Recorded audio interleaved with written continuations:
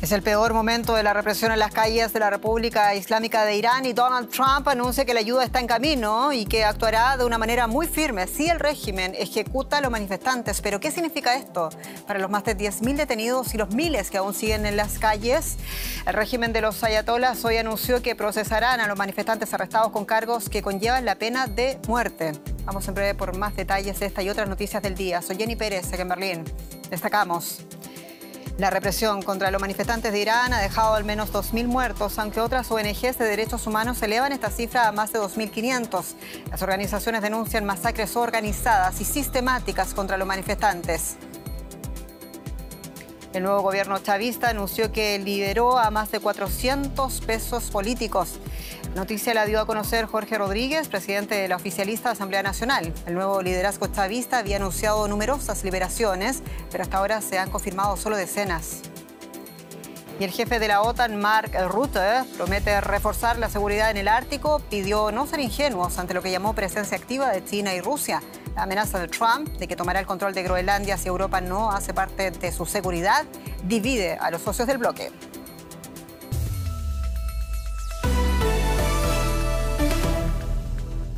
En Irán, las protestas han dejado miles de muertos. El apagón en Internet y las telecomunicaciones han dejado solo fragmentos de la brutal represión en las calles del país. Algunos iraníes se han comunicado con el extranjero por primera vez en días gracias a la red satelital Starlink que el régimen trata de bloquear. Los medios estatales iraníes afirman que han muerto más de 100 miembros de las fuerzas de seguridad, un dato con el que justifican los cargos de terrorismo contra los manifestantes. Han anunciado los procesarán por fuertes condenas, también incluida la ejecución pública. Según ONGs, hay más de 10.000 detenidos, la mayoría de ellos jóvenes. Se suman las pruebas de la violencia en Irán. Un video grabado fuera de la morgue al sur de Teherán muestra una fila de sacos con cadáveres y a familiares de víctimas desesperados buscando a sus seres queridos. La localización de este sitio fue confirmada por el servicio en lengua farsi de Deutsche Welle, aunque no la fecha. Es uno de los pocos videos que ha logrado burlar el bloqueo de Internet. Quien envía material desde el interior del país, sobre todo a través de Starlink, arriesga su vida.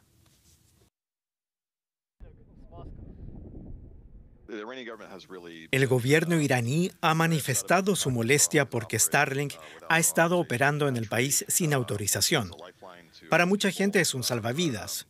Han intentado llegar a un acuerdo con la Unión Internacional de Telecomunicaciones tras aprobar una ley que permite acusar de espionaje a quien use un terminal de Starlink. Más recientemente, han comenzado a interferir la señal. Expertos en ciberseguridad afirman que el bloqueo de Internet que comenzó el 8 de enero es el más prolongado que ha sufrido Irán. Difundir información y verificar fuentes es muy difícil. Observadores pro derechos humanos de la ONU condenan al gobierno en Teherán por usar fuerza letal contra manifestantes.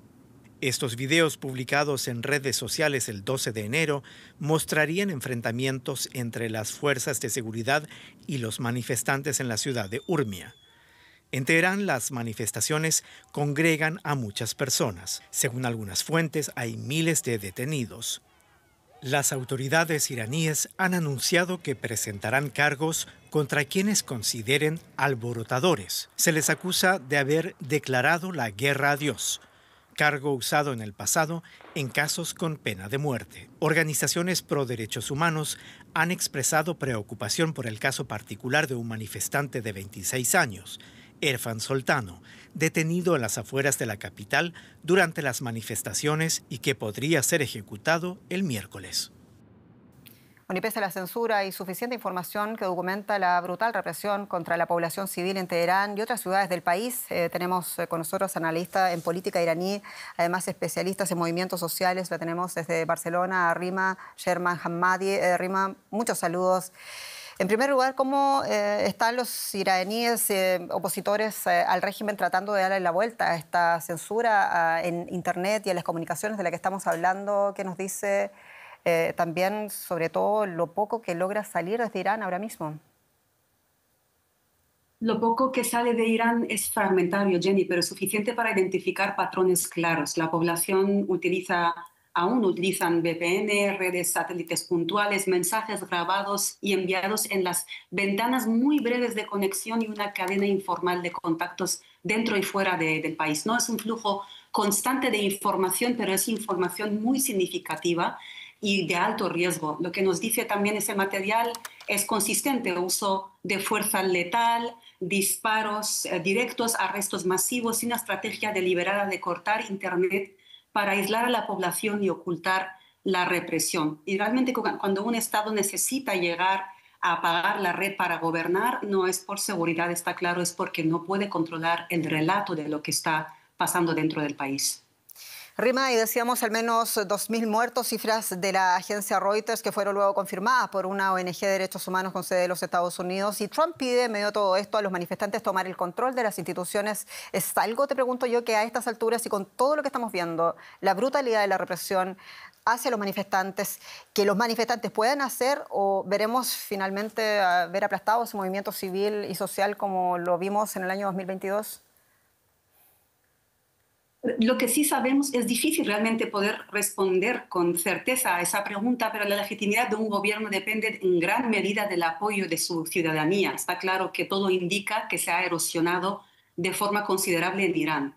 La toma del poder por parte de la ciudadanía en un contexto como el iraní es prácticamente imposible hoy en día, porque la sociedad está unida en su deseo, pero fragmentada en cuanto a su poder ahora mismo, poder armado, digamos, porque la población civil no está armada y sobre todo las fuerzas represivas no han decidido ponerse al lado de la gente y poder ayudarles. Si los resultados realmente, si no nos dan una transición política y realmente va a algo armado, va a ser absolutamente devastador para toda la población. Por eso creo que en el escenario actual no es de una toma, digamos, inmediata del poder, sino que es una crisis de legitimidad que cada vez va a tener más fuerza para desarmar completamente al poder actual.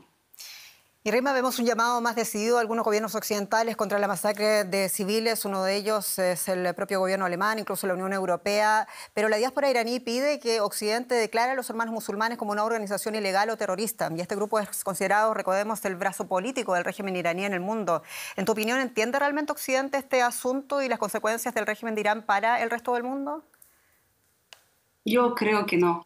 Yo creo que Irán es un país mucho más poderoso y complejo de lo que a menudo se percibe en Occidente, me da a mí, porque cuenta con uno de los ejércitos mejor preparados en la región, ha desarrollado redes diplomáticas bastante sólidas y fuertes y posee enormes reservas de petróleo, gas, y ha invertido de forma sostenida en los misiles de largo alcance.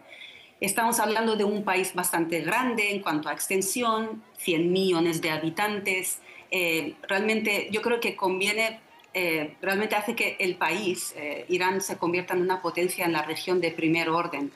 Y entonces no es un actor marginal como muchos están diciendo hoy en día y se están imaginando que hay. En términos generales, yo creo que la comunidad internacional del mundo democrático sí se siente solidarizada con la población reprimida por sus gobiernos, pero para responder realmente de forma eficaz, primero hay que comprender bien, yo creo que la dimensión real de Irán, en este caso, no solo como un problema de derechos humanos, sino como un actor estratégico con un peso global considerable. Rima Sher Mohammadi, muchas gracias, en Barcelona.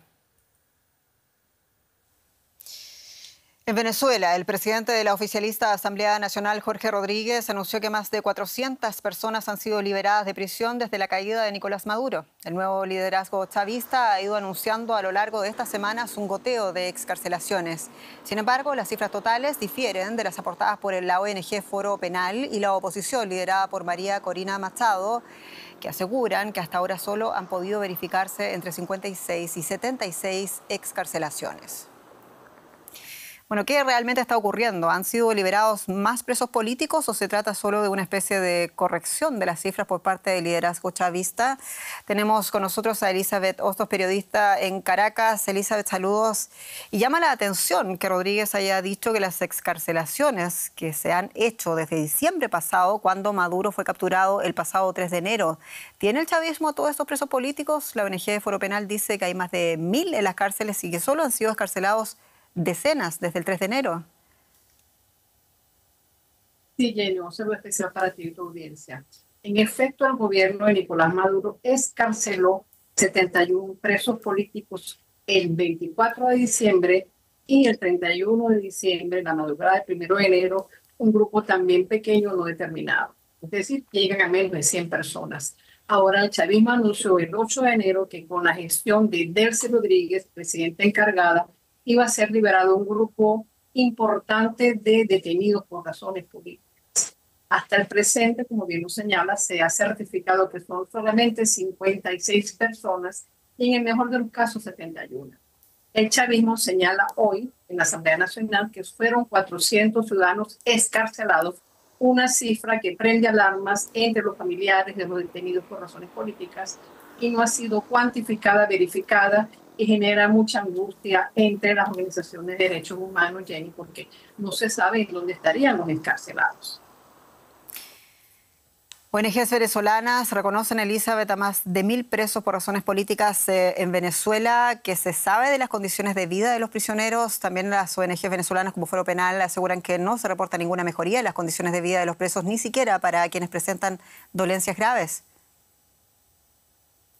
Sí, en este caso los familiares han sido fundamentales en el tema de la denuncia de las condiciones de reclusión. Entre 2015 y 2026 han fallecido 26 presos políticos, según denunciaron ONGs, es público y notorio. El último, el sábado pasado, un funcionario policial de Occidental, Estado portuguesa, por temas de salud sobrevenidos. Denuncian también que no hay atención médica, que no hay suficiente alimentación y que el agua potable es de precaria calidad. Incluso desde el punto de vista penal, no son atendidos por abogados privados. Es una situación bastante complicada la que presenta el preso político venezolano en estos momentos, Jenny, en efecto. Elizabeth Hostos, muchas gracias en Caracas. Gracias a ustedes. Con la captura y enjuiciamiento de Nicolás Maduro, Rusia ha perdido uno de sus aliados históricos en América Latina. Durante más de 2 décadas, Moscú mantuvo relaciones sólidas con Caracas. Vladimir Putin defendió públicamente a Nicolás Maduro y condenó su captura ante el Consejo de Seguridad de la ONU, donde es miembro pleno. Y además el Kremlin finalmente no intentó siquiera tratar de evitar la que era inminente acción de los Estados Unidos en territorio venezolano. Luego que Trump asegurara que su administración supervisará o incluso tutelará la situación en Venezuela, nos preguntamos entonces qué consecuencias tendrá esto para los intereses de Rusia en Venezuela y en el continente americano. Miles de millones de dólares en material militar, y nada de eso marcó una diferencia. Desde principios de los años 2000, Rusia ha sido la mayor fuente de armamento de Venezuela, con aviones de combate, tanques y misiles antiaéreos. Junto con las armas, también se prometió que Rusia acudiría en ayuda del país sudamericano en caso de un ataque de Occidente. El año pasado, el entonces presidente de Venezuela, Nicolás Maduro, se reunió con el presidente ruso Vladimir Putin en Moscú para firmar un nuevo pacto de defensa. Pero cuando Estados Unidos bombardeó Caracas y capturó a Maduro, ni Rusia ni esos sistemas de defensa sirvieron de nada. Y apenas unos días después, Rusia no pudo evitar que Estados Unidos confiscara un petrolero que parecía llevar su bandera, aún después de decir que había enviado un submarino para interceptarlo. Cuando hicieron esas declaraciones, creían firmemente que eso nunca sucedería, que Estados Unidos nunca atacaría a Venezuela. En términos logísticos, sería imposible para Rusia movilizar rápidamente algo para enfrentarse a Estados Unidos. Sería un suicidio para los rusos hacer algo al respecto. Creo que los rusos no se arriesgarían a una tercera guerra mundial por Venezuela. En 2024, el dictador sirio Bashar al-Assad fue derrocado por las fuerzas rebeldes tras más de una década de guerra civil. Putin había prometido defender a su homólogo árabe, pero al final no lo hizo, al igual que en el caso de Maduro. ¿Considera Putin que la pérdida de estos aliados amenaza su poder o podría beneficiarse de alguna manera? Con Estados Unidos muy involucrado en el hemisferio occidental y quizás en Irán, Estados Unidos no ayudaría a Ucrania. Así que para él esto es un sueño hecho realidad. Las relaciones con Estados Unidos y Europa se rompen. Europa queda sola y Putin, al menos con Ucrania, puede tener vía libre para hacer lo que quiera. Y quizás termine haciéndolo. Rusia no solo pierde aliados militares, también su economía queda debilitada. Con el intento de Estados Unidos de controlar las reservas petroleras de Venezuela, la llamada flota fantasma rusa dedicada al contrabando ilegal de petróleo podría verse amenazada. Medios locales informan que Estados Unidos está dispuesto a obligar a Venezuela a romper todos los lazos económicos con sus socios extranjeros. Los expertos dudan de su efectividad en Rusia. No tendría un impacto directo, al menos a corto plazo, en la economía rusa. Es algo más bien simbólico. Cuando Trump decía que íbamos a deshacernos de Rusia, eso supuso un golpe muy simbólico para la reputación de Rusia, para su imagen en Latinoamérica. Y por supuesto, Rusia tendría que encontrar una forma de construir algo diferente. A pesar de estos desafíos, Rusia ha demostrado que puede adaptarse a la pérdida de otro aliado. Y hablamos ahora de otro punto de tensiones, Groenlandia, y es que el primer ministro de Groenlandia afirma que su nación prefiere seguir formando parte del reino de Dinamarca a convertirse en territorio de los Estados Unidos. Lo ha dicho Jens Friedrich Nielsen, quien hizo estas declaraciones en una rueda de prensa conjunta en Copenhague con la primera ministra danesa, Mette Frederiksen. Su reunión fue una respuesta a las repetidas amenazas del presidente Trump de apoderarse de Groenlandia en caso que Europa no resuelva lo que Trump llamó amenazas de seguridad de China y Rusia en el Ártico. Groenlandia es un territorio autónomo bajo administración del Reino de Dinamarca. Los ministros de Asuntos Exteriores danés y groenlandés mantendrán conversaciones el miércoles en Washington con el vicepresidente estadounidense J.D. Vance y el secretario de Estado Marco Rubio. Vamos a escuchar parte de las declaraciones del primer ministro de Groenlandia. Nos enfrentamos ahora a una crisis geopolítica y si tenemos que elegir entre Estados Unidos y Dinamarca, aquí y ahora elegimos Dinamarca. ¿Y qué dice esta situación? La aludida OTAN. Hay divisiones en el bloque, pero para el secretario general del organismo, para Mark Rutte, los aliados no deben ser ingenuos. Rutte aseguró que la OTAN tiene que hacerse cargo de la seguridad de la región ártica, de la que llamó amenazas activas de Rusia y de China en las rutas marítimas árticas. Vamos a escuchar ese momento. Lo que estoy haciendo con Estados Unidos, Canadá y todos nuestros aliados en Europa es asegurarme de que no nos centremos únicamente en Groenlandia, ya que se trata de una cuestión que afecta al extremo norte, al territorio ártico. No seamos ingenuos. Aunque ahora mismo no haya muchos barcos navegando, sabemos que con la apertura de las rutas marítimas en el Ártico, no solo en Groenlandia, sino en toda la zona ártica, no solo Rusia está activa allí, sino que cada vez más también lo está China. Por lo tanto, en lo que respecta a la región ártica, tenemos que trabajar juntos. Bueno, mucho más ha pasado este día en el mundo. Lo pasamos a revisar en el siguiente resumen de noticias. Las autoridades ucranianas informaron que un ataque ruso contra la ciudad de Kharkiv, en el noreste del país, dejó al menos 4 personas muertas y varios heridos. Según la Fuerza Aérea de Ucrania, Rusia lanzó durante la madrugada cientos de drones y misiles, lo que provocó cortes de electricidad en la capital, Kiev. Comenzó en París el juicio de apelación de la líder de extrema derecha francesa Marine Le Pen, que espera revocar una condena por corrupción y salvar su candidatura a la presidencia en 2027. El año pasado se le prohibió postularse por cargos públicos durante 5 años después de su partido, Agrupación Nacional, fuera acusado de utilizar fondos del Parlamento Europeo para pagar a su propio personal. El fiscal especial de Corea del Sur ha solicitado la pena de muerte para el expresidente Yoon Suk-yeol. Está siendo juzgado por presuntamente orquestar una insurrección tras la imposición de la ley marcial en diciembre del año 2024. En sus alegatos finales, la Fiscalía afirmó que la medida fue inconstitucional e ilegal y que Yoon la impuso únicamente para aferrarse al poder. Vamos rápidamente con Juliana González y una consecuencia también de la creciente incertidumbre mundial. Bienvenida. Así es, Jenny, muchas gracias. Vamos a hablar precisamente del precio del petróleo. Por ejemplo, el crudo intermedio de Texas superó este martes la barrera de los $60 con un alza del 3%. impulsado esto por el temor a interrupciones en el suministro desde Irán. Esto tras las crecientes protestas en el país que, según activistas, habrían ya dejado miles de muertos. La tensión aumenta con el anuncio del presidente estadounidense Donald Trump de posibles acciones militares y un arancel del 25% a quienes comercien con Teherán. Mientras tanto, la OPEP enfrenta su momento más crítico entre la inestabilidad en Irán, el papel incierto de Venezuela y la presión de Estados Unidos para dominar el mercado. Un escenario que podría redefinir el mapa energético global. Y el petróleo es un termómetro de la economía mundial. Y nosotros analizamos los recientes movimientos en este mercado con mi colega Ana Nieto, a quien saludo en Nueva York con mucho gusto. Ana, el petróleo no ha incorporado a su precio riesgos geoestratégicos desde hace tiempo. ¿Se teme ahora que la situación en Irán sea el detonante de una fuerte subida del precio del crudo?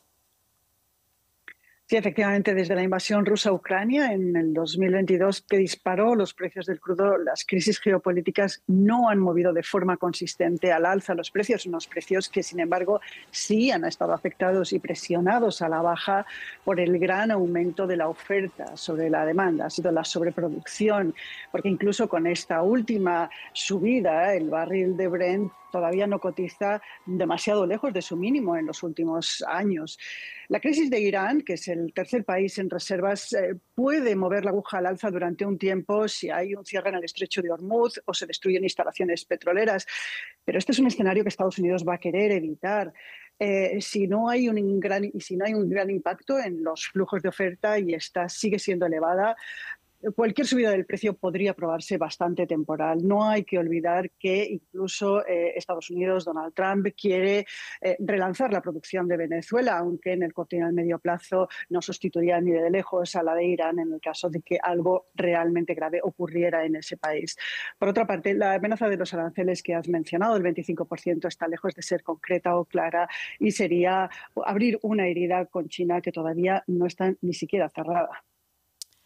Ana, y a propósito de Donald Trump, el presidente no quiere subidas del precio del crudo, esto para evitar problemas de inflación y falta de asequibilidad. ¿Cuán importante es este factor? Si Trump quiere que el precio del barril ronde los $50, y esto es un problema para los productores estadounidenses que tienen pocos incentivos para invertir más en producción, sobre todo en Venezuela. Varias compañías como Exxon y Shell ya han anticipado un impacto negativo por los precios en sus resultados para el último trimestre, el cuarto trimestre. Pero para el presidente es clave mantener bajo el precio del petróleo, por la gasolina y el transporte en un momento en el que la falta de asequibilidad y la inflación es un problema económico y social para muy buena parte de la población del país. La inflación que disparó los precios durante la pandemia sigue sin estar controlada, ha subido hasta un 2,7% según se ha conocido hoy, aunque el precio de la gasolina, eso sí, ha bajado un 3,4%. La tendencia es a la baja. Gracias por este análisis, Ana, y hasta la próxima. Gracias, Juliana. En Ciudad de Panamá, 25 personas entre empresarios, exministros y el expresidente Ricardo Martinelli participaron este martes en la segunda jornada del histórico juicio por lavado de dinero vinculado a pagos de la constructora brasileña Odebrecht en este país.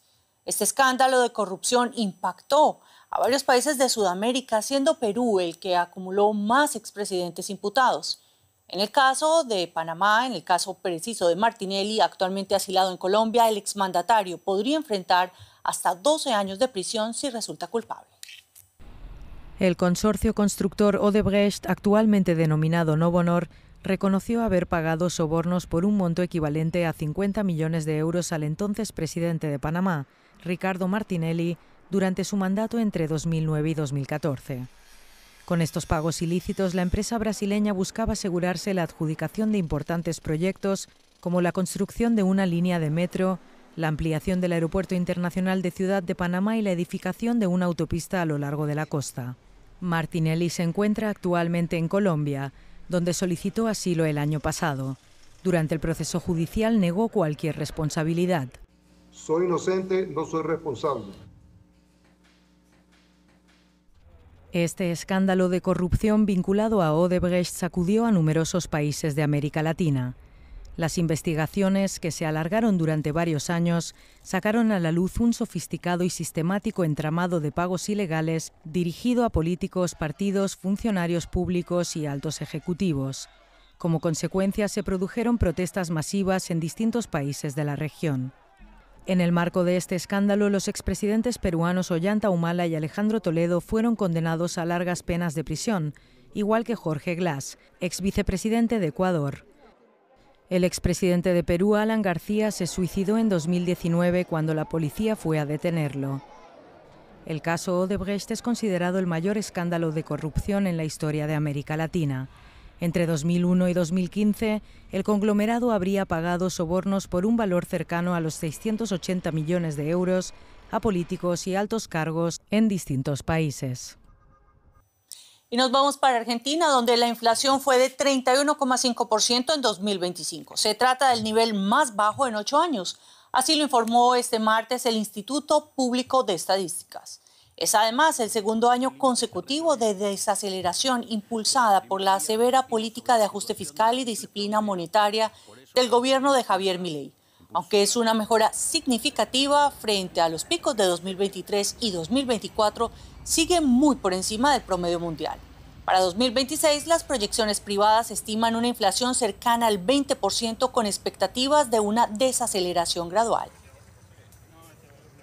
Y nos quedamos, como no, Jenny, en Argentina con más noticias. Es así porque son imágenes apocalípticas, como también las cifras de las pérdidas para el medio ambiente en este país. Y es que en Argentina los incendios forestales en la región de la Patagonia no dan tregua. Desde el 5 de enero han arrasado más de 21.000 hectáreas de bosques y pastizales nativos, aunque el domingo comenzaban a registrarse precipitaciones en algunas zonas de la Patagonia. El foco principal, lamentablemente, sigue activo. Y en lo que va del verano, se han quemado 52.000 hectáreas, según Greenpeace Argentina, una superficie similar a la de Montevideo. Altas temperaturas, escasas precipitaciones y fuertes vientos han marcado el verano austral en la Patagonia argentina. Y un invierno también bastante seco ha contribuido a que los incendios se sucedan en distintas provincias de esa región. El fuego arrasó 21.000 hectáreas de bosques y pastizales, además de destruir hogares e infraestructura en localidades de la provincia de Chubut. Y bueno, el incendio en esta zona era un infierno, realmente. Si no me despierta mi vecino, porque yo estaba cesteando, no lo cuento, directamente no lo cuento. Ahí son más grandes los incendios porque la sequía son otras, ¿no? Estos años vienen muy secos, no está nevando en las cordilleras en invierno, estamos escasos de agua en los ríos, los arroyos, así que sí. Ojalá que este sea el último incendio en nuestra comarca. El incendio más grande, que se inició el 5 de enero, es el que afectó a la zona de Epuyén, en la provincia de Chubut. Allí el fuego avanzó con extrema rapidez, calcinando en una semana casi 12.000 hectáreas de bosques. Venimos con días muy intensos, de mucho trabajo, la verdad, los compañeros, asistiendo a los vecinos, ¿no?, que están afectados por este incendio de magnitud. Y bueno, en este momento están yendo a terminar de enfriar un foco que está reactivándose acá. Esta región andina es un destino turístico que incluye pueblos como El Bolsón, Lago Puelo y El Hoyo, conocidos por sus montañas, lagos y bosques, un paraíso para el senderismo, por lo que más de 3.000 turistas tuvieron que ser evacuados. Los incendios también afectaron al Parque Nacional Los Alerces, declarado Patrimonio de la Humanidad por la UNESCO. Y también hay incendios forestales activos en la provincia de Neuquén. El gobierno de Javier Milei aseguró que 22 de los 32 focos de incendios ya están controlados, mientras organizaciones ambientalistas y aborígenes acusan al Ejecutivo de recortar fondos para prevenir y combatir el fuego. Y al finalizar, el cantante español Julio Iglesias fue demandado ante la justicia española por supuestas agresiones y vejaciones sexuales. La Fiscalía de la Audiencia Nacional de España ha abierto diligencias que se mantienen en secreto por estar aún en estado preliminar. Según una investigación del diario.es y Univisión que salió a la luz este martes, Julio Iglesias se enfrenta a acusaciones de una trabajadora del servicio doméstico y una fisioterapeuta por agresiones sexuales en mansiones del cantante en República Dominicana y Bahamas. Los medios españoles aseguran haber contrastado los testimonios de las mujeres supuestamente afectadas con entrevistas a profesionales que las atendieron de sus secuelas. Ambos medios aseguran que el cantante no ha respondido a ninguno de sus intentos por contactarlo. Aquí nos despedimos. Muchas gracias por su atención y hasta pronto.